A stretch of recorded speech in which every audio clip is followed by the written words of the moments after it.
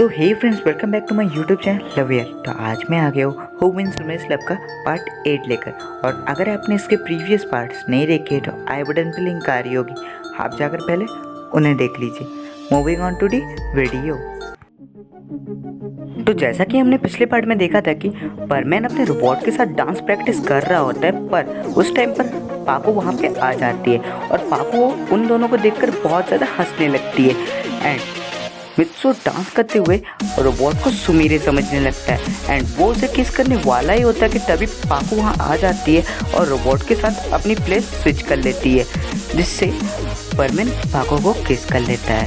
अब आगे मित्सु अपनी आंखें खोलता है और वो अपने सामने पाको को देखता है और उसे देखकर मित्सु थोड़ा शर्मा जाता है और वो वहाँ से दूर हटता है। उसके बाद वो पाको से पूछता है, पाको तुम यहाँ पे कब आई और तुम यहाँ पे क्यों आई हो? फिर पाको कहती है, मैं तो यहाँ पे काफ़ी देर पहले से ही हूँ, जब से तुमने अपना अजीब सा डांस शुरू किया था। पर मैं तो यहाँ पे आई थी ये देखने की कॉन्टेस्ट में पार्टिसिपेट होने की खुशी में तुम अभी क्या कर रहे हो। ये सारी बातें सुनकर मित्सु पाको से कहता है, पाको तुम्हें जरा भी मैनर्स नहीं है, तुम्हें ऐसे ही किसी के घर में नहीं झांकना चाहिए। अब इसी तरह थोड़ी देर बातें करते करते पाको गुस्सा हो जाती है। उसके बाद वो वहाँ से चली जाती है। देन परमैन का रिपोर्ट मित्सु से कहता है, मित्सु तुम्हें ऐसा नहीं कहना चाहिए था। फिर मित्सु कहता है, मैं क्या कर सकता हूँ, वो उसने शुरू से लेकर एंड तक मेरा वो डांस देख लिया जो मैं तुम्हारे साथ कर रहा था। अब मेरे मन में जो आया मैंने बोल दिया, कोई बात नहीं, मैं कल उसे सॉरी बोल दूँगा। तो अब हमें स्टूडियो का सीन दिखाया जाता है जहाँ पे सुमीरे पहले से आ चुकी होती है एंड वो बाकी सभी पार्टिसिपेंट्स का वेट कर रही होती है। एंड कुछ देर बाद वहाँ पे सतोशी आता है एंड सतोशी को देखकर सुमीरे सोचती है यही मौका है, मैं अभी इससे बात करती हूँ। और सुमीरे सतोशी के पास जाती है और वो उससे पूछती है कि सुनो, मुझे तुमसे कुछ बातें करनी है। फिर सतोशी कहता है, जी मिस सुमीरे बोलिए। देखो, मुझे पता है कि तुम मेरे बहुत बड़े फ़ैन हो और तुम इस कॉन्टेस्ट को जीतना चाहते हो, पर चीटिंग से जीतना बहुत बुरी बात होती है और तुम्हें अपने फादर से रिक्वेस्ट नहीं करनी चाहिए थी कि डायरेक्टर को कहने कि तुम्हें इस कॉन्टेस्ट का विनर बना दे। पर सतोशी सुमीरे की कोई भी बात समझ नहीं पाता है और वो सुमीरे से कहता है, नहीं सुमीरे, मैंने तो अपने फादर को बोला भी नहीं कि मुझे कॉन्टेस्ट जीतना है और मैंने तो उन्हें ये भी नहीं बताया कि मैं इस कॉन्टेस्ट में पार्टिसिपेट भी कर रहा हूँ। और रही बात चीटिंग की, मुझे तो पता भी नहीं है कि डायरेक्टर है कौन, मैं नहीं कर रहा हूँ चीटिंग। सतोशी की ये सारी बातें सुनकर सुमीरे सोच में पड़ जाती है और वो सोचने लगती है कि अगर ये चीटिंग नहीं कर रहा है तो इस कॉन्टेस्ट में चीटिंग कर कौन रहा है। इतने में वहाँ पे बाकी सारे पार्टिसिपेंट्स पहुँच जाते हैं एंड थोड़ी देर बाद वहाँ पे जजेस भी आ जाते हैं एंड वो लोग इस कॉन्टेस्ट के राउंड 1 को स्टार्ट करते हैं। एंड राउंड 1 में होता ये है कि सबको आधे घंटे के अंदर बहुत टेस्टी खाना बनाना पड़ता है। तो आगे हमें ये दिखाया जाता है कि साबू जीत जाता है एज साबू के मॉम डैड एक रेस्टोरेंट को रन करवाते हैं। तो ऑब्वियस सी बात है कि साबू को भी अच्छा खाना बनाना आता ही होगा। इसी तरह अब सेकेंड राउंड भी शुरू होता है एंड सेकेंड राउंड होता है टैलेंट राउंड, जिसमें कि सतोशी जीत जाता है। एंड इसी तरह आगे के राउंड भी खेले जाते हैं जिसमें कभी साबू या फिर कभी सतोशी जीतता है एंड बाकी सारे पीछे आते हैं। एंड सबसे लास्ट में जो आता है वो और कोई नहीं, बेचारा मित्सु होता है।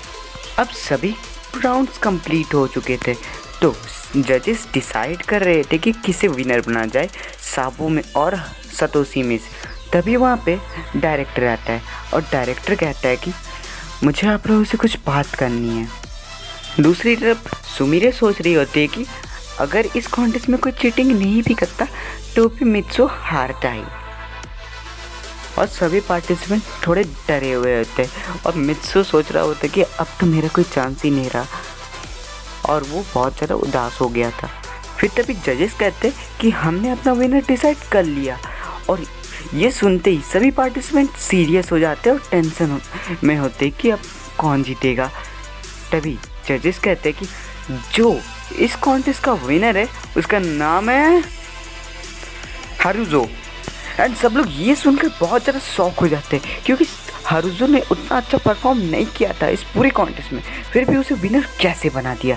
और सब लोग जजेस से पूछने लगते हैं, पर जजेस इसका कोई आंसर नहीं दे के वहाँ से चले जाते हैं। एंड अभी हारुज़ो बहुत ज़्यादा खुश हो रहा था क्योंकि अब उसे मिस सुमिरे के साथ डेट पे जाने को मिलेगा। और सुमिरे थोड़ा घबरा जाती है और वो कहती है कि क्या हारुज़ो था, मतलब हारुज़ो ने ही डायरेक्टर को बोला था। नहीं, और वो सोचती है कि मैं कुछ भी करूँगी पर मैं इसके साथ डेट पे नहीं जाऊँगी। इतना कहकर सुमिरे अपनी रेस्ट रूम में चली जाती है और अपने रोबोट को एक्टिवेट करती है और अपना परमानेंट सेट पहनती है। और वो अपने रोबोट से कहती है, रोबोट तुम हारुज़ो के साथ डेट पे चले जाना, ठीक है, मैं अभी जा रही हूँ। और वो इतना कहकर वहाँ से चली जाती है। फिर उसकी रोबोट हॉल की तरफ जाती है और वो वहाँ पे देखती है कि वहाँ पे सभी लोग होते हैं मित्सो के अलावा। वो सोचती है कि मित्सो वहाँ से चला गया है। फिर वो देखती है कि हारुज़ो उसे बुला रहा है, तो वो हारुज़ो के पास जाती है। उसके बाद हारुज़ो कहता है, मिस सुमिरे क्यों ना आज हम लोग वॉक पे चले। फिर सुमिरे की रोबोट कहती है क्यों नहीं, चलो। और वो हारुज़ो के साथ वॉक के लिए चली जाती है।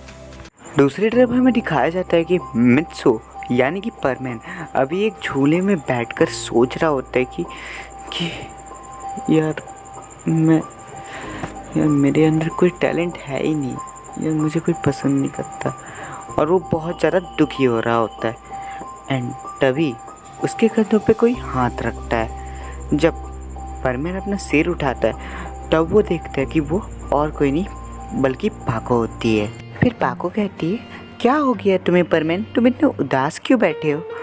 ओह, सुमिरे तुम्हारे साथ डेट पे नहीं गई इसलिए क्या? अरे कोई बात नहीं, वो डेट पे नहीं गई तो क्या बात हुआ, मैं चलती हूँ तुम्हारे साथ। क्या तुम मेरे साथ चलोगे डेट पे? ये सुनकर परमैन थोड़ी देर सोचता है एंड उसे वो सभी पल याद आते जिसमें पाको परमैन की मदद कर रही होती है उस कॉन्टेस्ट को जीतने के लिए। एंड फिर वो आंखें खोलता है और वो पाको से कहता है, हाँ पाको क्यों नहीं। और वो दोनों चले जाते हैं वहाँ से। अब दूसरी तरफ हमें दिखाया जाता है कि हारुज़ो सुमिरे के रोबोट को लेकर एक कॉफ़ी शॉप में आता है और जब वो उस कॉफ़ी शॉप का गेट खोलता है तब सुमिरे की रोबोट उस गेट से टकरा जाती है एंड उसके नाक का बटन दब जाता है एंड वो वापस से एक डॉल बन जाती है। और जब हारुज़ो पीछे मुड़ के देखता है तब उसे पता चलता है कि सुमिरे वहाँ पे है ही नहीं और उसकी बजाय एक डॉल पड़ी हुई है ज़मीन पे। तो हारुज़ो को लगता है कि सुमिरे उसके साथ डेट पे आना ही नहीं चाहती थी, इसलिए वो चली गई और उसका मजाक उड़ाने के लिए वहाँ पे एक डॉल छोड़ के गई, जिससे हारुज़ो बहुत ज़्यादा दुखी होता है और वहाँ पर रोने लग जाता है। एंड अगले सीन में हमें ये दिखाया जाता है कि परमैन और पाको एक रेस्टोरेंट में एक साथ बैठे हुए हैं एंड वो लोग काफ़ी इन्जॉय कर रहे हैं एक दूसरे के साथ। एंड इसी तरह हमारी इस स्टोरी का हैप्पी एंडिंग हो जाता है। दीवाने हम नहीं होते, दीवानी रात आती है, मोहब्बत की नहीं जाती, मोहब्बत आजमाती है। किसी की आंखों से, किसी की बातों से, किसी की चाहत से, किसी की आदत से, हाय रे दिल को सताती है, बहुत ज्यादा तड़पाती है, हाय रे दिल को सताती है, बहुत ज्यादा तड़पाती है। आज के लिए बस इतना ही। और अगर आपको वीडियो अच्छी लगी हो तो वीडियो को लाइक कर देना और अगर आप लोग चैनल पे नए हो चैनल को सब्सक्राइब कर सकते हो। एंड मुझे बस इतना ही कहना है कि मुझे माफ़ कर देना कि मैंने बहुत ज़्यादा टाइम लगा दिया इस पार्ट को लाने में एंड मैंने इसकी एंडिंग थोड़ी जल्दी कर दी क्योंकि मैं नहीं चाहता था कि मैं इसे और ज़्यादा लंबा खींचूँ। एंड अभी मेरे दिमाग में कोई और दूसरी स्टोरी है भी नहीं, तो मैं सोच रहा हूँ क्यों ना किसी दूसरे एनीमे को एक्सप्लेन कर दिया जाए। आप लोग का इसके बारे में क्या राय है, आप लोग मुझे कमेंट सेक्शन में बता सकते हो। तो बस मुझे इतना ही कहना था, तो मिलते किसी और वीडियो में, तब तक के लिए गुड।